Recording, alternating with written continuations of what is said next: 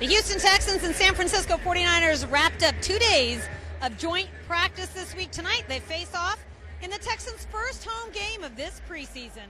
Who looked good in practice? Who will see action tonight? We're going to dive into all that, plus your fan questions. Drew Doherty, John Harris, both will be joining me. We're taking you live to the field.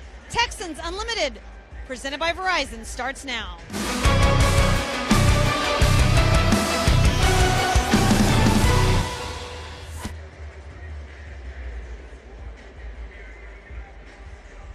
Welcome into Texans Unlimited, presented by Verizon. I'm your host, DP Sidhu.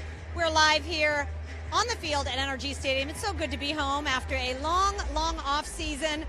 The Texans and the 49ers face off tonight in week 2 of the preseason, but these teams have been battling all week. They had 2 days of joint practices. Richard Sherman said, great city, good food, nice people, but the heat and humidity are real. Well, they'll be indoors tonight. Bill O'Brien said this week, in 2 days of joint practices, the teams ran 150 plays. That's the Texans, over the course of 2 days in 100-degree heat. The starters got about 25 reps over each day. So, who's going to play tonight? Will Deshaun Watson be one of them? He might. If he does, it'll be the first time he sees action since week 6 against the Browns last year when he threw 3 touchdowns right here at NRG Stadium. So fans will get their first glimpse of number 4 tonight. And then also another new face on the Texans squad. Heading into training camp this year, Kaimi Fairbairn was the only kicker on the Texans roster. He was joined this week by Nick Rose, second-year veteran out of the University of Texas. He saw 10 games last year. He was 11 of 14.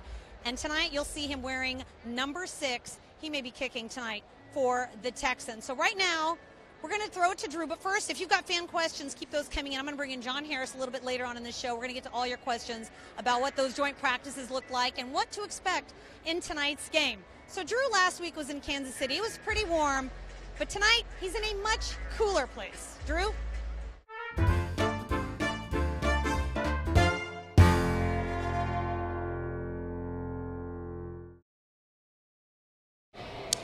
Thanks so much, DP. You know, we got the mood lighting going, the $15 cocktails, but the smiles are going to be free as the Texans taking on the 49ers here in preseason game number 2, but it's the State of Football home opener at NRG Stadium. Going to be a fun one, and I've been told I got to do the weather, which is ironic because outside it's miserable, it's in the 90s, it's sunny, and people are sticky and sweaty, but inside, nice and cool, 72 degrees.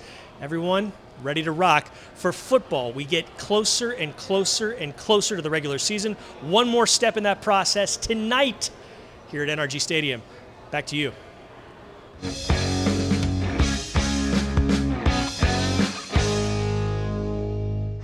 Welcome back. Texans Unlimited, presented by Verizon. Joining me now, our very favorite, John Harris. He likes to take fan questions. We like for him to answer fan questions.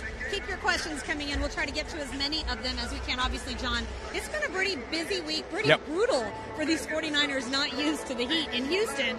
So I'm sure they're happy that we're in the nice 72-degree stadium here of NRG Stadium. Well, there are 2 coverings at the Houston Methodist Training Center. There are 2. The 49ers tried their darndest to get on 90 guys under both of them. They did a pretty good job, actually. Look, the Texans were adjusting to it, too, having been at the Greenbrier the last few weeks.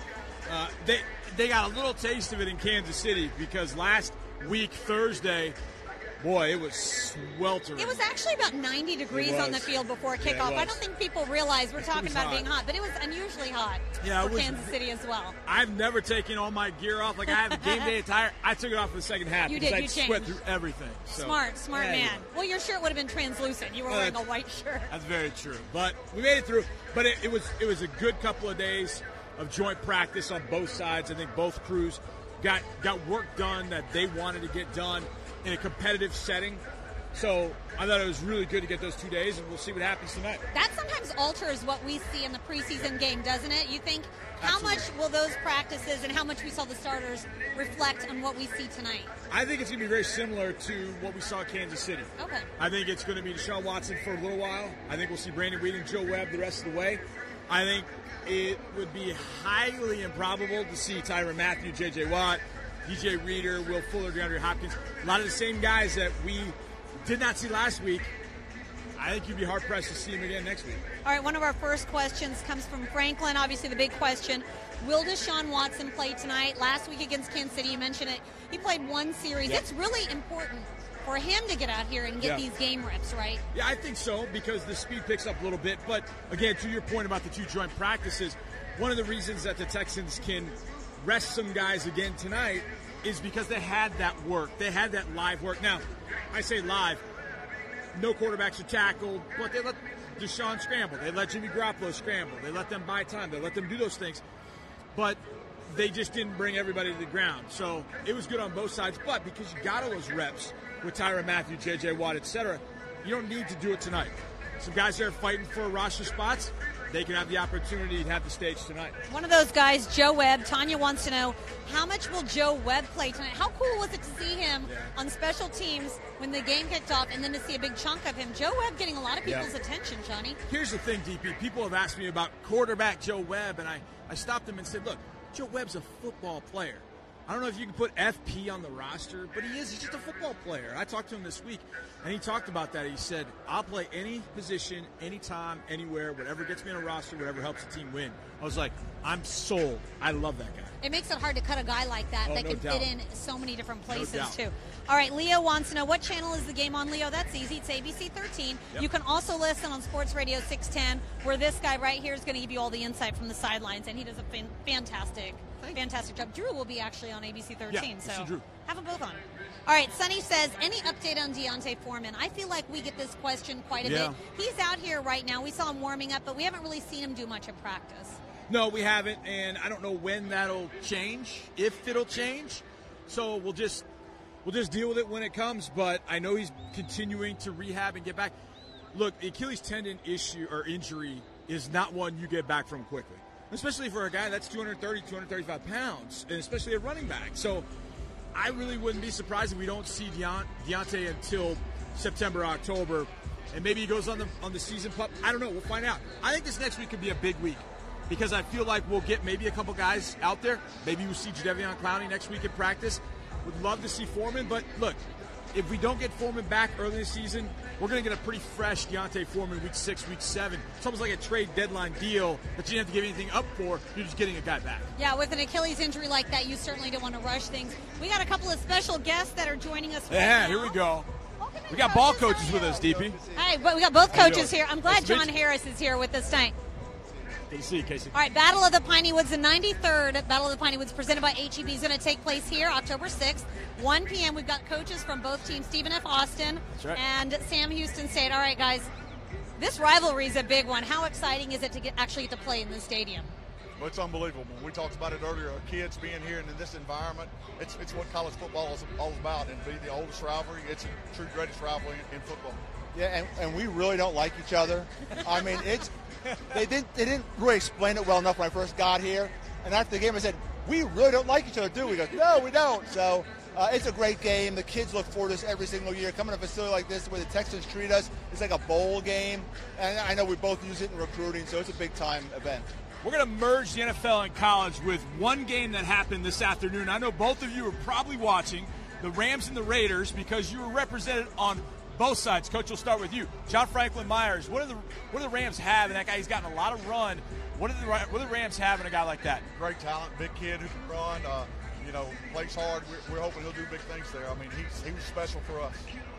4-time All-American, led the country in block kicks, sacks. I mean, junior year, I say, listen, we need to put some weight on you. Yeah. He goes up to 308 pounds, becomes a second-round draft choice. I thought he was going to get 10% of that contract. I guess he never signed it, but I'm excited for him. He's such a wonderful person, and he's played really well early in preseason. Yeah, and that would be P.J. Hall, the second-round pick with the Raiders. Guys, camp, how's it gone thus far?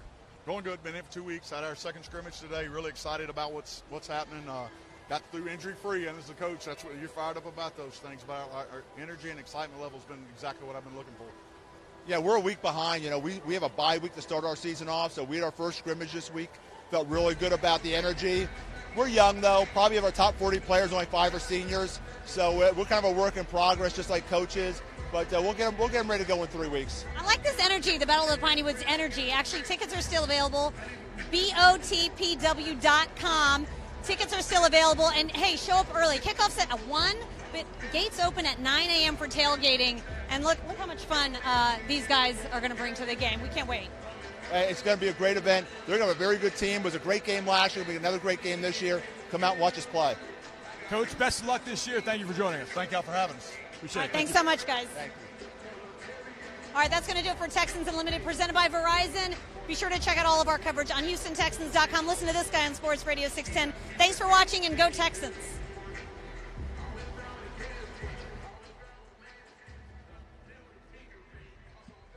Great seeing you again. Thank you. Nice to see you again. Thank you so much, John.